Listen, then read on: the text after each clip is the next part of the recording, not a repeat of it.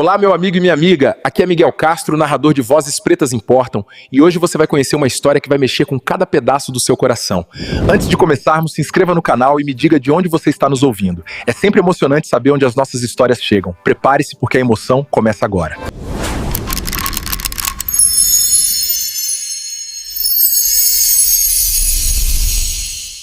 Tudo começou em uma noite quente de quinta-feira, em um dos restaurantes mais luxuosos do Lago Sul, em Brasília. O tipo de lugar onde cada taça de vinho custava mais do que o salário de muita gente e onde o som dos talheres se misturava com o burburinho contido de quem acreditava que o dinheiro podia comprar respeito. Eduardo Vasconcelos estava sentado à mesa central. Empresário influente, dono de construtoras e contratos públicos milionários. Um homem acostumado a ser temido, não questionado. À sua frente, seu filho de 12 anos, Rafael, observava o salão em silêncio. Desde o acidente, 4 anos atrás, Rafael vivia sobre rodas. Um corpo preso a uma cadeira, um sorriso preso entre a dor e a esperança. Foi então que algo estranho aconteceu. Sem que ninguém notasse, uma garotinha entrou no restaurante. Nenhum segurança a viu passar, nenhum garçom a anunciou. Ela simplesmente apareceu. Pés descalços, vestido simples e desgastado, pele escura que contrastava com o dourado dos lustres. Chamava-se Luna, tinha apenas 9 anos. Ela caminhou devagar, como se soubesse exatamente onde precisava estar, e parou diante da mesa de Eduardo. "Senhor", disse ela com voz calma, "me dê um prato de comida e eu curarei seu filho." Por alguns segundos, o salão inteiro ficou mudo. Depois, o riso cruel de Eduardo cortou o ar. "Curar? Você acha que é quem, menina? Eu gastei milhões com os melhores médicos de São Paulo, Miami e Zurique. E você, uma menina de rua, acha que pode fazer o que a medicina não conseguiu?"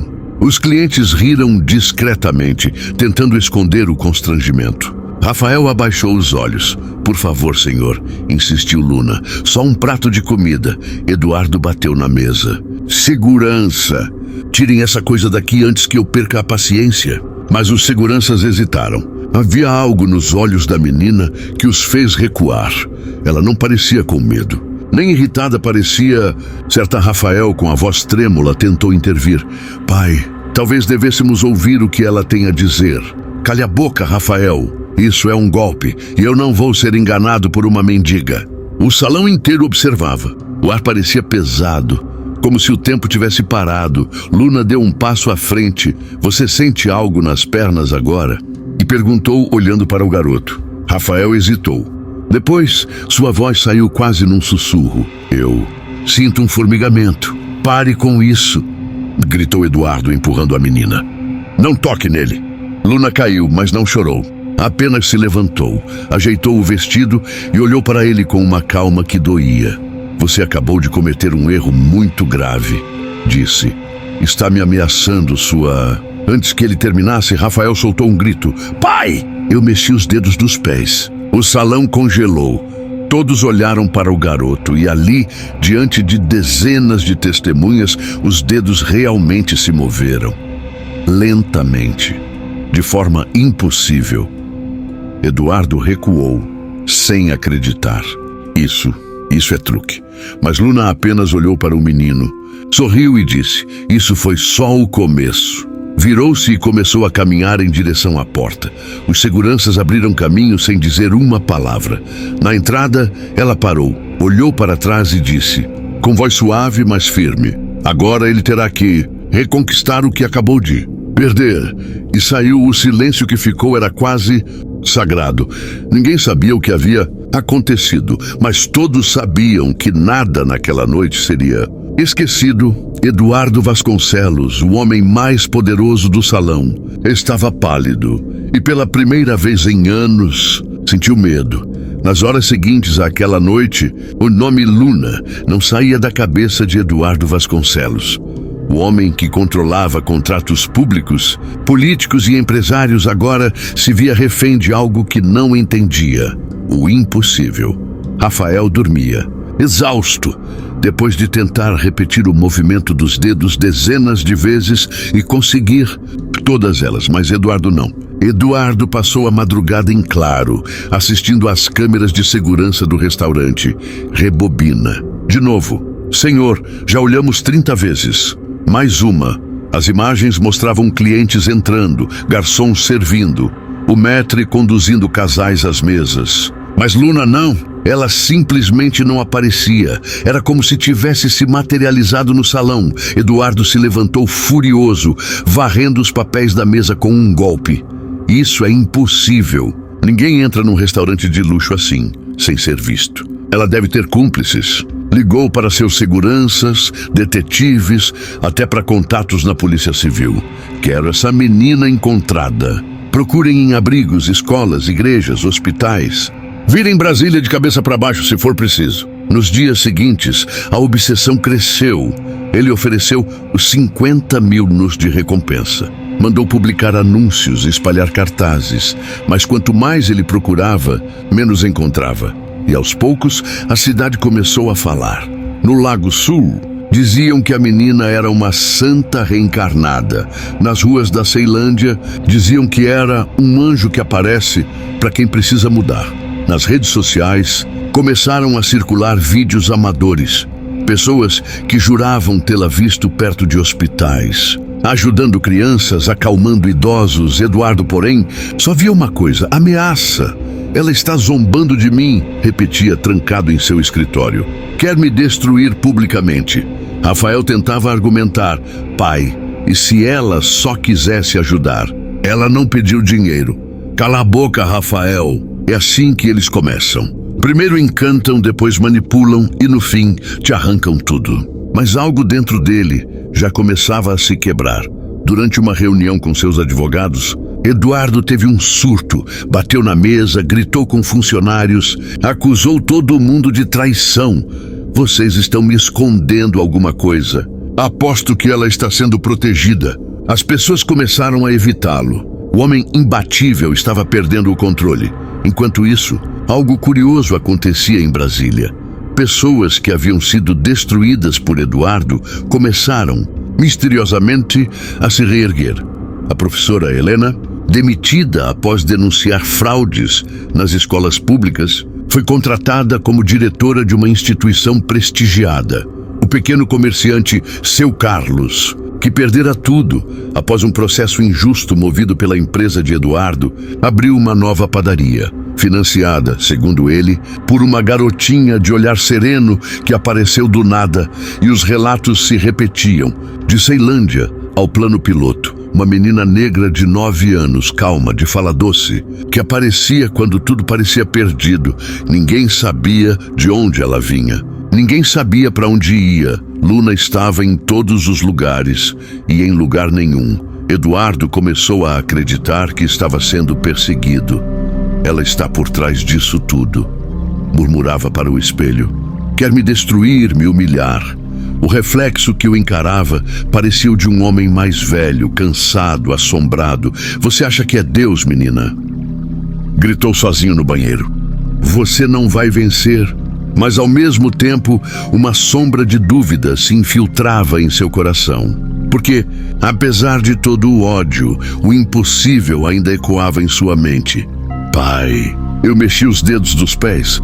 Rafael estava andando. Lentamente, a cada dia, o menino recuperava o movimento das pernas. E o homem que sempre acreditara que tudo tinha preço, não sabia mais o que era fé. Naquela noite, ao olhar para o filho dormindo, Eduardo murmurou: se você está me ouvindo, menina, eu vou te encontrar. E quando eu te encontrar, você vai me devolver o controle. Do lado de fora, do outro lado da rua, uma pequena silhueta observava a janela iluminada. Luna, com os pés descalços e um olhar de compaixão, sussurrou para si mesma. Ele ainda não entendeu. Mas vai, e desapareceu entre as sombras da cidade de Brasília. Parecia respirar o nome Luna. Era como se o vento sussurrasse entre as asas do Congresso e as luzes da esplanada. Jornalistas comentavam sobre uma menina que surgia do nada para transformar vidas. Religiosos a chamavam de milagre, céticos, de lenda urbana. Mas para Eduardo Vasconcelos, ela era uma ameaça viva. Nos jornais, manchetes começavam a aparecer. Menina misteriosa teria curado o filho de empresário influente. Testemunhas confirmam um evento sobrenatural em restaurante do Lago Sul. Quem é a criança que desafia a medicina? As fotos de Luna, borradas, capturadas por celulares, estavam em todo lugar. E quanto mais falavam dela, mais o nome de Eduardo vinha junto. A elite de Brasília, que antes o bajulava, agora cochichava pelas costas. Ele perdeu o juízo. Dizem que ele gritou com crianças em um abrigo. Está obcecado. Virou piada. Para um homem movido por ego, isso era uma ferida aberta. Naquela semana, ele reuniu a equipe de relações públicas. Vocês vão limpar meu nome. Quero que desmintam essa história. Mas uma assessora, jovem e nervosa, respondeu: Senhor. O problema é que as pessoas não querem acreditar no Senhor. Querem acreditar nela. A frase ficou ecoando como um tapa. Eduardo bateu na mesa. Então façam elas acreditarem em minha força. Enquanto isso, Luna estava sentada em uma pequena padaria na W3 Sul, tomando um copo de leite quente. A dona do lugar, Dona Rosa, olhava para ela com curiosidade. Menina, é você mesmo? Aquela da televisão? Luna sorriu. Sou só alguém que tenta ajudar. E por que você ajudou o filho dele se ele te tratou tão mal? Porque Rafael não escolheu o pai que tem. A mulher ficou em silêncio. Havia uma sabedoria naquela criança que doía e curava ao mesmo tempo. Do lado de fora, Brasília seguia frenética. Carros de luxo cruzavam avenidas. Homens engravatados apressavam-se para reuniões. E em meio a tudo isso, a história de Luna continuava crescendo. Em Planaltina, uma mãe jurou que a menina apareceu no hospital e previu a cura do filho. No Gama, um pastor disse que ela o impediu de cometer suicídio. Em Taguatinga, um taxista garantiu que ela o fez desistir de abandonar a família. As pessoas começaram a procurá-la como quem procura fé. E enquanto o povo via esperança, Eduardo via desonra. Sua obsessão virou notícia. Repórteres o seguiam. Câmeras o cercavam. Mas em vez de recuar, ele reagiu com fúria. Vocês acham que uma menina pode me derrubar? Vocês acham que um milagre inventado vai apagar o que construí? Mas em silêncio, algo começava a ruir.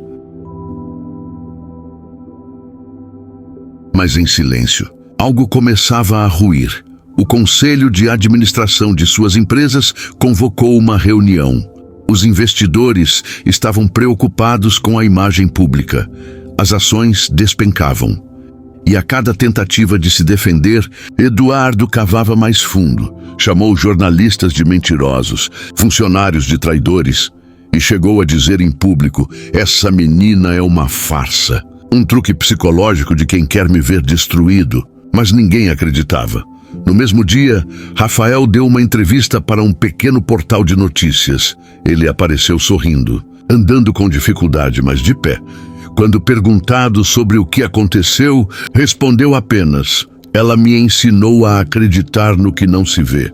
A fala viralizou. Em menos de 24 horas, o vídeo ultrapassou 2 milhões de visualizações. E pela primeira vez, a cidade não via mais Eduardo como um símbolo de poder, mas como um homem cruel que insultou uma criança milagrosa. O império dele começou a desmoronar aos poucos. Primeiro vieram as piadas, depois as matérias e então os protestos em frente à sede de sua construtora. Justiça para Luna. Eduardo Vasconcelos, o homem que tentou humilhar um milagre. Enquanto isso, em silêncio, Luna observava tudo à distância. Não havia raiva em seus olhos, apenas uma calma triste.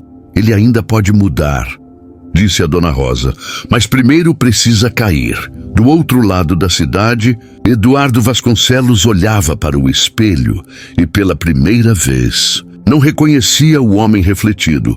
Seu rosto parecia mais velho, os olhos mais pesados, o orgulho rachado. Mas em vez de arrependimento, o que veio foi desespero. Se ela quer guerra, ela vai ter. E foi assim que a caçada deixou de ser por respostas e virou vingança. Os dias seguintes à explosão de escândalos foram uma espiral de caos. Eduardo. Vasconcelos já não dormia. O homem que ditava ordens a ministros e empresários agora gritava sozinho no meio da madrugada, cercado por telas de TV que o mostravam como vilão nacional. Em toda a reportagem, lá estava o seu rosto e o nome Luna logo abaixo. Ele gritava para as paredes. Rasgava jornais, quebrava copos de uísque. Isso é uma armação. Ela quer me destruir. Eu vou acabar com essa menina. Mas a cidade o via diferente, não como vítima, mas como símbolo da arrogância que sempre acreditou estar acima de tudo, até do que não se explica. Enquanto isso, Luna continuava invisível aos olhos da elite, mas estava por toda parte. Aparecia em hospitais públicos, em abrigos de crianças, em filas de doação. Quem a via dizia que sentia uma paz difícil de descrever, como se o tempo parasse por um instante. E enquanto o país se dividia entre os que acreditavam em milagres e os que zombavam deles, Eduardo se afundava mais. Em uma manhã chuvosa, invadiu um abrigo infantil na Ceilândia. Vocês estão escondendo ela aqui, não é?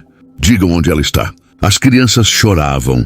A diretora, tentando contê-lo, disse: Senhor Eduardo, por favor, vá embora. Isso é um lugar de inocência. Mas ele gritou, empurrando-a: Vocês sempre protegem os seus. A cena foi filmada e, em poucas horas, viralizou. Empresário invade abrigo e ameaça crianças. Na tela de um pequeno celular, Luna assistia à gravação com um olhar sereno. Sentada no café de Dona Rosa, mexia devagar o chocolate quente, sem pressa. Ele está mostrando ao mundo quem realmente é, disse. Você gravou isso? Me perguntou Dona Rosa. Não, respondeu Luna, levantando o celular. Mas outros gravaram. Eu só mostro o que ele quer esconder. No aparelho, dezenas de vídeos curtos apareciam. Eduardo ameaçando um policial, subornando um servidor, humilhando uma família. De onde vêm essas gravações? Insistiu Dona Rosa. De pessoas que um dia ele feriu. Agora, elas têm coragem de mostrar. Eu só juntei os pedaços. O olhar de Luna era ao mesmo tempo triste e firme. Ele acredita que está me caçando, mas na verdade está documentando a própria queda. Enquanto isso, no outro lado da cidade, Eduardo estava irreconhecível. Barba por fazer, olhos vermelhos, voz rouca. Passava o dia nas ruas, gritando com estranhos, mostrando fotos borradas da menina, 50 mil deles por informações sobre ela. Alguém deve saber onde está essa maldita criança. Os poucos amigos que restavam tentavam afastá-lo da mídia. Eduardo, pare. Você está se destruindo. Mas ele não ouvia. Eu sou Eduardo Vasconcelos. Essa cidade me deve respeito. O que ele não percebia era que quanto mais gritava, mais as câmeras o filmavam. E cada descontrole virava notícia. Enquanto isso, Luna se movia silenciosa entre becos e esquinas, sempre observando. Às vezes o via à distância, gambaleando pelas ruas do setor comercial sul. Com os olhos perdidos. Ele ainda pode mudar? Perguntou Dona Rosa certa vez. Pode, respondeu Luna, mas primeiro precisa se ver como realmente é. Certa noite, chovia forte. Eduardo parou o carro no acostamento da ponte JK. O vento batia no vidro. A cidade brilhava distante. Pegou o celular e ligou para Rafael. Mas a ligação caiu. Encostou a testa no volante derrotado. Por quê? Porque você me escolheu, menina. Mas o silêncio respondeu. De repente, uma mensagem chegou. Era um link, sem remetente. Eduardo clicou. O vídeo mostrava ele mesmo, empurrando uma idosa na feira da torre, gritando com um vendedor ambulante. Cuspindo ofensas, a legenda dizia: ninguém destrói o que é verdadeiro sem destruir a si mesmo primeiro. Ele jogou o celular no chão e gritou. Mas algo dentro dele começou a rachar.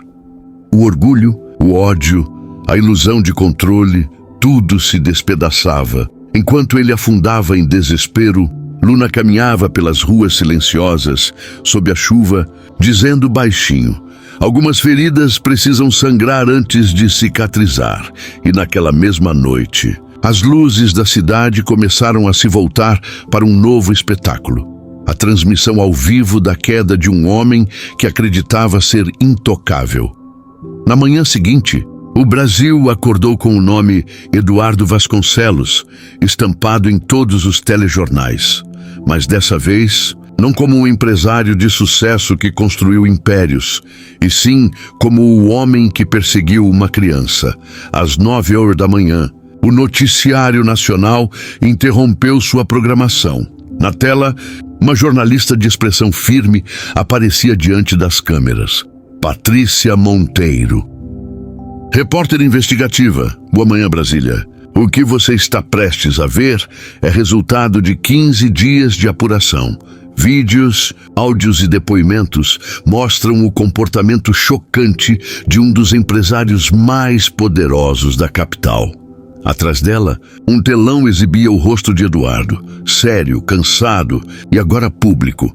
A legenda abaixo dizia: o império de arrogância, a verdadeira face de Eduardo Vasconcelos. O primeiro vídeo começou. Mostrava Eduardo, suado e descontrolado, empurrando um idoso em uma feira popular.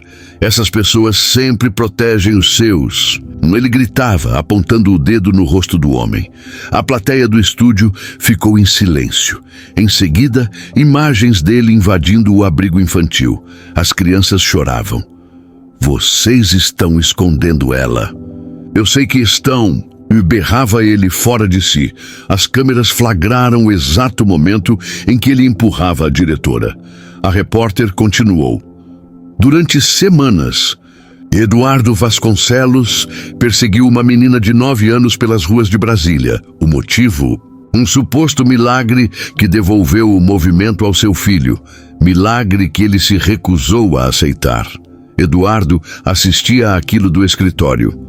O rosto suado, as mãos tremendo, gritou com os funcionários: desliguem isso agora! É mentira. Eu vou processar essa mulher. Mas ninguém se moveu. Todos assistiam em silêncio, como quem testemunha o fim de uma era.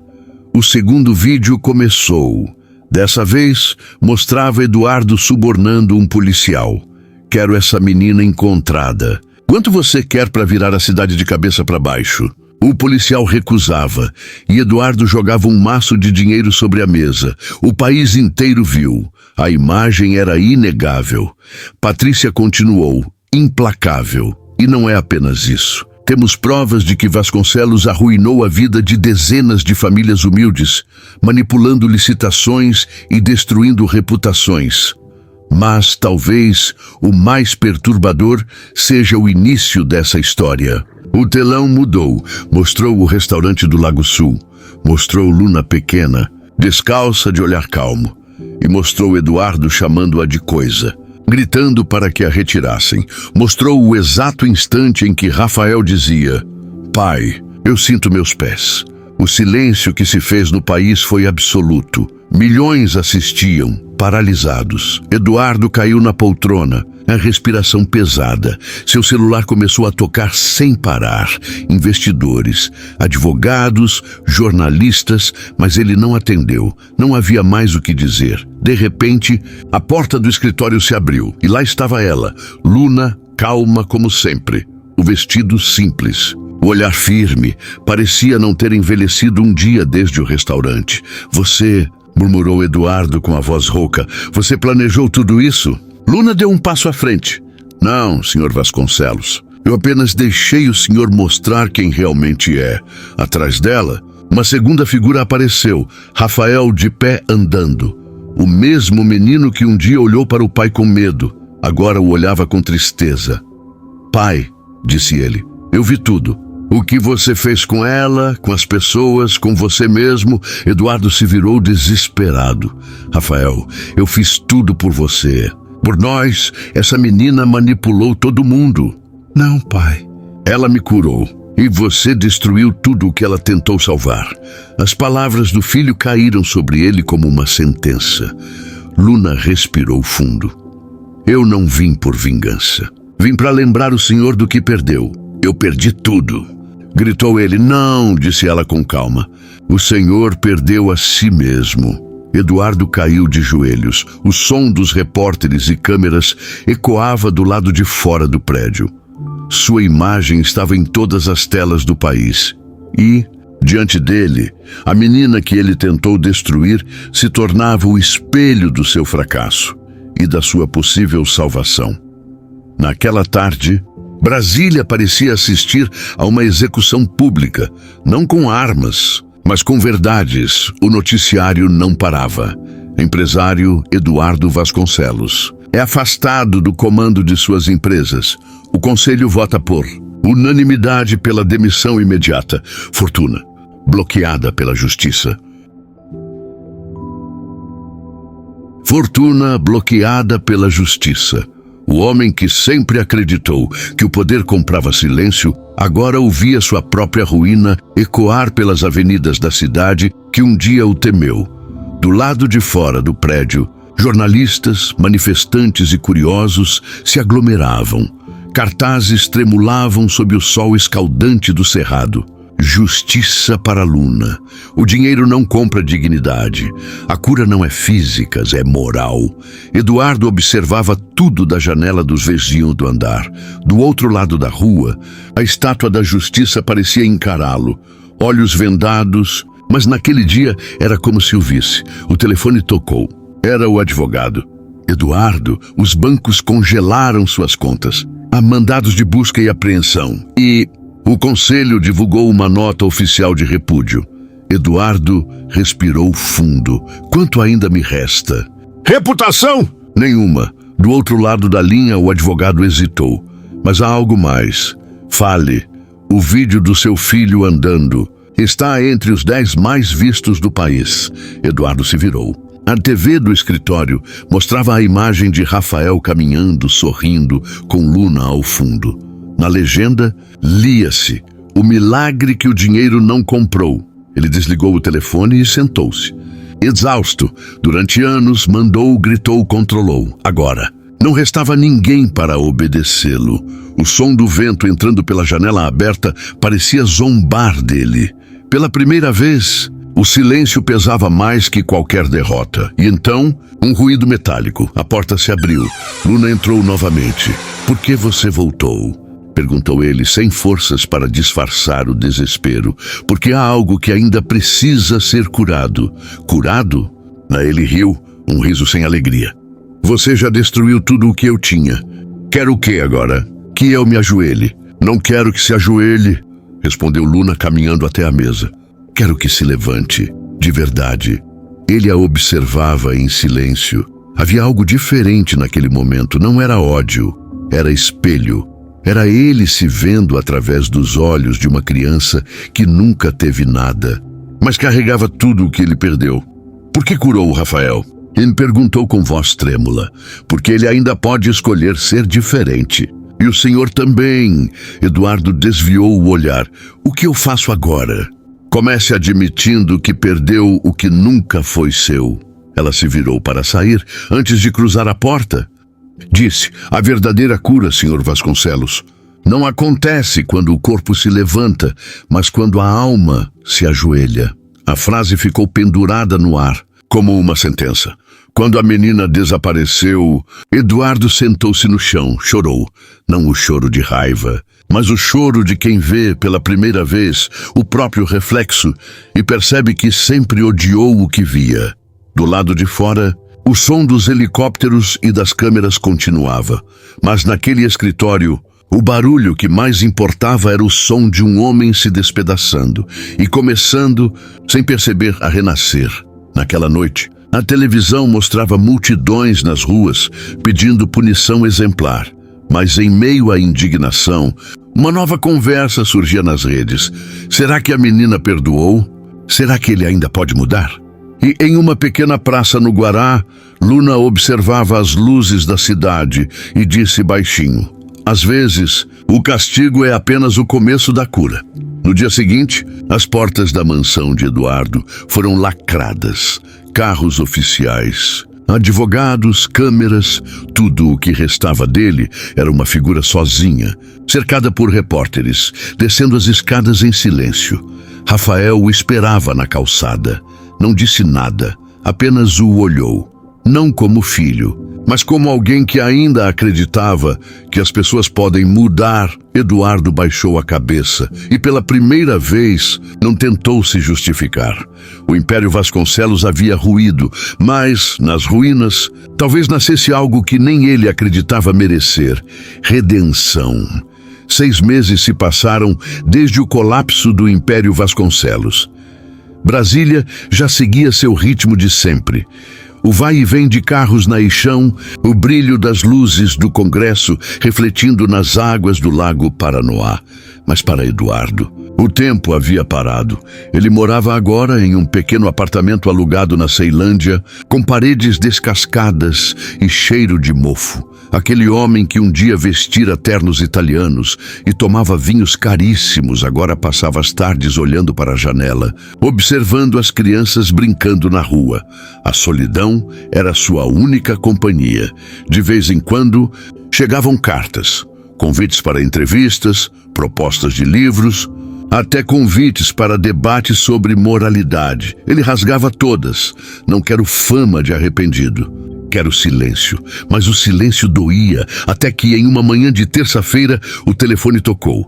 Era Ricardo, seu antigo advogado. Eduardo, há uma oportunidade. Trabalho voluntário num abrigo. Não paga nada, mas talvez ajude a limpar o seu nome. Ele quase desligou, mas depois suspirou. Não quero limpar meu nome, Ricardo. Quero limpar minha alma. Então aceite, respondeu o advogado. Naquela tarde, Eduardo atravessou o portão enferrujado de um abrigo infantil no Recanto das Emas. O cheiro de sopa e sabão o atingiu de imediato. Crianças corriam por todos os lados, rindo, brincando com bolas furadas e brinquedos quebrados. Um funcionário o cumprimentou. Seja bem-vindo. Aqui ninguém pergunta quem você foi, só quem quer ser agora. Ele pegou um pano, um balde e começou a limpar o chão. Nos primeiros dias, ninguém falava com ele. Algumas crianças cochichavam. É o homem da TV. Dizem que ele foi mau. Ele fingia não ouvir. Mas aos poucos, algo mudou. Uma menininha de 8 anos, Sofia, começou a segui-lo por todo canto. Um dia perguntou: tio, por que você tá sempre com essa cara triste? Porque fiz muitas coisas erradas e tá tentando melhorar? Sim, então já tá melhorando. Ela sorriu. E aquele sorriso abriu uma brecha na muralha que ele havia construído em torno do coração. Com o tempo, Eduardo se tornou parte da rotina. Arrumava camas, consertava brinquedos, servia comida e, estranhamente, começou a sentir algo que há muito tempo não sentia: paz. Certa noite, o coordenador do abrigo lhe entregou uma prancheta. Estamos precisando de ajuda para organizar as finanças. Você tem experiência, certo? Eduardo hesitou. Tenho, mas não sei se alguém vai confiar em mim. O homem sorriu. Todo mundo merece uma segunda chance. É que, inclusive, você, a partir dali, começou a usar suas antigas habilidades, mas, pela primeira vez, em favor de algo bom. Criou planilhas, otimizou recursos e em poucos meses o abrigo conseguiu abrir novas vagas para crianças em situação de rua. Um dia, ao entregar brinquedos doados, ele ouviu uma voz familiar na porta. Luna, ela estava ali, maior, mas com o mesmo olhar tranquilo. As crianças correram até ela. Luna! Luna! Ela distribuiu abraços e risos. Eduardo ficou parado, sem saber o que dizer. Ela se aproximou. Vejo que começou a se levantar. Ele abaixou os olhos. Foi você que me trouxe até aqui, não foi? Não, respondeu ela. Foi o seu orgulho que te trouxe. Eu só mostrei o caminho de volta. Ele respirou fundo, emocionado. Você vai me perdoar um dia? Não preciso te perdoar. Você é quem precisa se perdoar. E com um leve sorriso, ela foi brincar com as crianças. Naquela noite, sentado na escada do abrigo, Eduardo observava o céu sobre Brasília. As luzes da cidade pareciam menos distantes agora.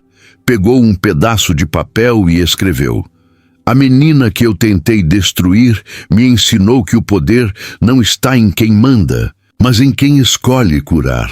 Guardou o papel no bolso e olhou para o pátio. onde as crianças dormiam tranquilas. Pela primeira vez em muitos anos, ele sentiu que pertencia a algum lugar. 2 anos haviam se passado desde o dia em que Eduardo Vasconcelos atravessou pela primeira vez o portão do abrigo. Aquele homem, antes símbolo de arrogância e poder, agora usava uma camisa simples, com o crachá que dizia diretor assistente de projetos. O antigo empresário dos arranha-céus agora ajudava a construir lares, e quem o via limpando o chão, organizando doações ou ajudando crianças a fazer lição, dificilmente imaginaria o passado que ele carregava. Mas o passado não havia sido apagado, havia sido transformado. Com o tempo, a comunidade começou a aceitá-lo, alguns ainda com desconfiança, outros com curiosidade. Mas as crianças, essas não viam um homem caído, viam um tio que consertava brinquedos e contava histórias. Entre elas, Sofia, agora com 10 anos, o acompanhava em tudo. Quando crescer, quero ajudar as pessoas como você, tio Eduardo. Ele sorria, sentindo o coração apertar. Então você vai ser melhor do que eu. Sofia vai começar sem precisar se perder primeiro. Nas paredes do abrigo estavam coladas frases coloridas feitas pelas próprias crianças. Em uma delas, lia-se: todo mundo pode mudar se tiver coragem de olhar para dentro. Naquela tarde, um evento especial aconteceria. A escola pública do Guará homenagearia Luna, agora com 11 anos, por seus atos de solidariedade. Eduardo foi convidado, mas hesitou. Não sei se devo ir, disse ao coordenador. Você deve sim. É parte da sua história. O auditório estava lotado. Famílias, professores, crianças. Repórteres. Luna subiu ao palco vestida de branco, simples como sempre, com aquele olhar sereno que parecia ver além das aparências. Quando o microfone foi entregue a ela, o salão inteiro silenciou. A menina respirou fundo e começou. As pessoas me perguntam o que é milagre, mas o verdadeiro milagre não é andar sobre as águas. É aprender a andar sobre o próprio orgulho. A verdadeira cura não é consertar o que está quebrado, mas ensinar as pessoas a não quebrarem os outros. Enquanto ela falava, Eduardo, sentado no fundo da plateia, chorava em silêncio. Não era mais o choro do homem destruído, era o choro do homem curado. Luna olhou em sua direção e, sem dizer nada, sorriu. Foi o suficiente. Depois do evento, Eduardo esperou até o auditório esvaziar. Quando ela passou por ele, disse apenas: obrigado. Luna respondeu com um olhar que dizia tudo. Agora sim, você entendeu. Nos meses seguintes, Eduardo se dedicou ainda mais ao abrigo. Implantou programas de alfabetização, campanhas de doação e conseguiu que antigos contatos empresariais financiassem a construção de uma nova ala, não como favor, mas como reparação. Certa noite, Rafael o visitou. Pai e filho se sentaram lado a lado no pátio, observando as estrelas. Pai, você se lembra de quando eu disse que sentia meus pés? Eduardo sorriu. Foi o começo de tudo. Foi o começo da minha cura. E da sua. Eles ficaram em silêncio. E por um instante, Brasília pareceu mais calma. Na manhã seguinte, Luna apareceu no abrigo pela última vez. Entregou a Eduardo uma pequena caixa de madeira. Abra quando estiver pronto. Meses depois, em uma noite tranquila, ele finalmente abriu. Dentro, havia uma única folha de papel com uma frase escrita à mão. Algumas pessoas precisam perder tudo para descobrir quem realmente são. Eduardo sorriu. Guardou a folha dentro da Bíblia do abrigo. E, naquele instante, sentiu que tudo havia se cumprido. Do lado de fora, o sol nascia sobre o horizonte de Brasília, dourando os prédios e o lago. As luzes refletiam como se o céu e a cidade se tocassem. E no corredor, as vozes das crianças ecoavam. Bom dia, tio Eduardo. Ele respondeu sorrindo. Bom dia, meus pequenos milagres. A menina de Brasília nos lembra que o verdadeiro poder não está em quem domina, mas em quem perdoa. Que a cura mais profunda é aquela que acontece quando aprendemos a amar o que antes desprezávamos. E que às vezes o milagre que esperamos vem disfarçado de uma menina descalça, trazendo uma segunda chance para quem achava que já era tarde demais. Se essa história tocou o seu coração, deixe seu like, compartilhe e se inscreva no canal, porque talvez em algum lugar do mundo exista outra menina de Brasília pronta para lembrar alguém de que o amor, sim, o amor ainda é o milagre mais poderoso de todos.